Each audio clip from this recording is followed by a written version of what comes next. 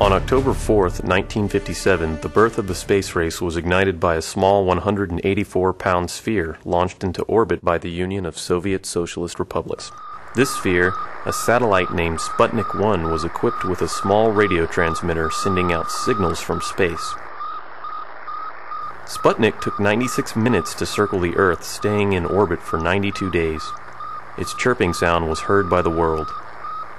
As Sputnik made its debut into space, the family sitcom Leave It to Beaver premiered. Dwight D. Eisenhower was president.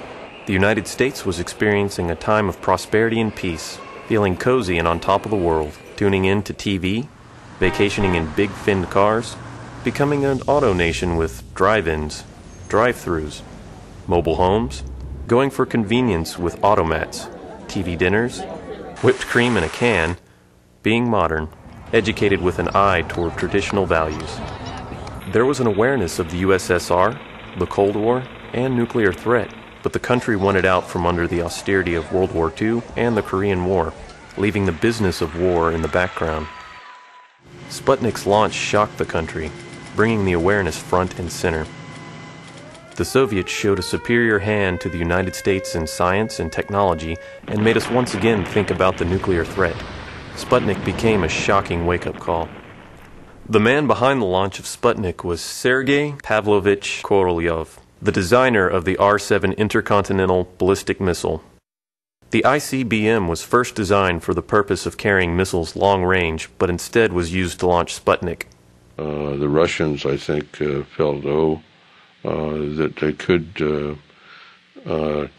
take on missions which would be really more observation and gathering knowledge and information from space, and so their emphasis was more in that area. They obviously had a very good rocket when they were able to launch Sputnik. It was Korolev who convinced the USSR to put the financial resources into building a satellite.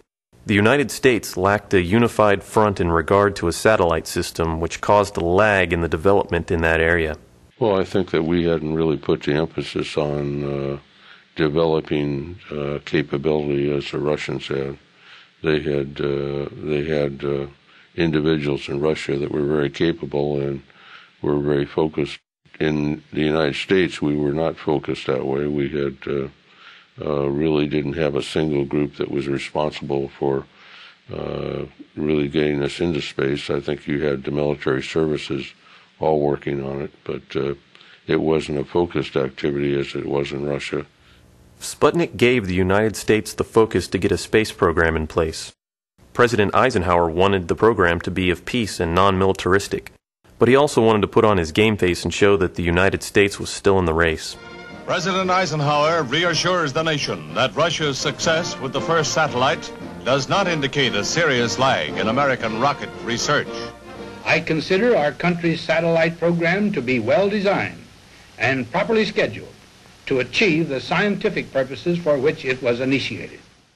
I think there was concern about having a capability of putting weapons in space, so there were studies going on at that point in time in the military about those kind of systems. But the Congress and the administration formed a civilian agency really to pursue the space program, and that was led to the formation of the National Aeronautics and Space Administration. So that mission and that role was given to a civilian agency because I think there was a feeling they didn't want to see weapons in space. So even though it was being studied, the general feeling was that was not something the country should do. It was President John F. Kennedy that infused the space program with an enthusiasm to go forward, reframing the ideas, the purpose, and mission of space.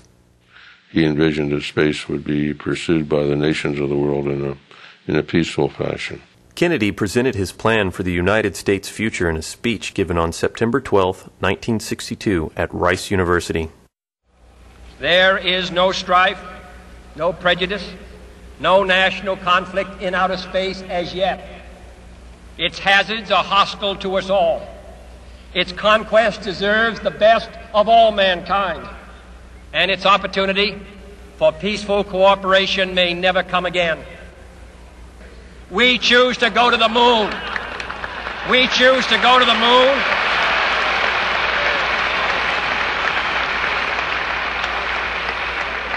We choose to go to the moon in this decade and do the other things, not because they are easy, but because they are hard.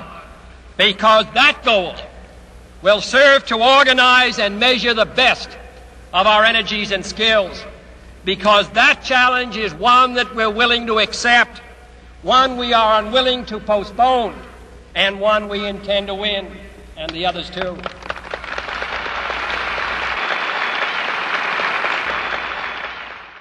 The legacy of Sputnik is vast.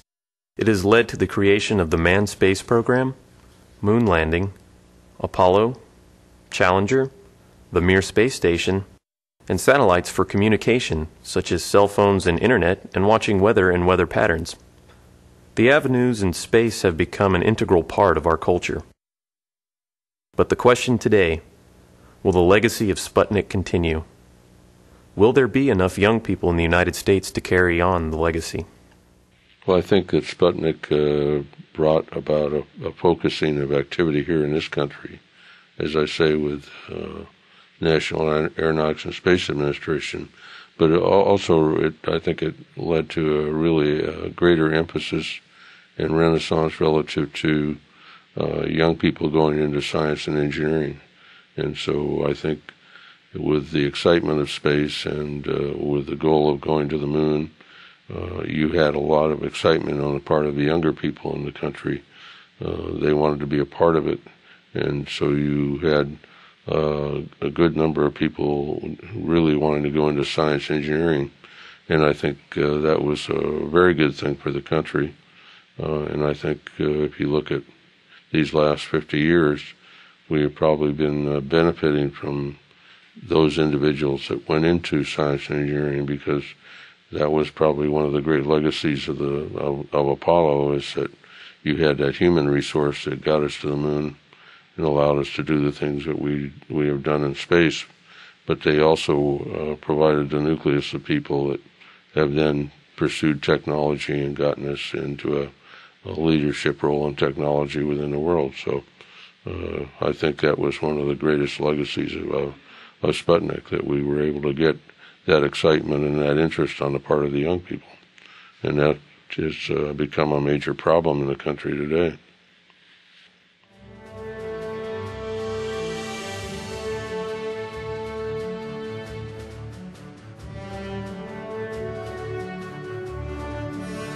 For more information on this or our other programs, please visit www.bakerinstitute.org.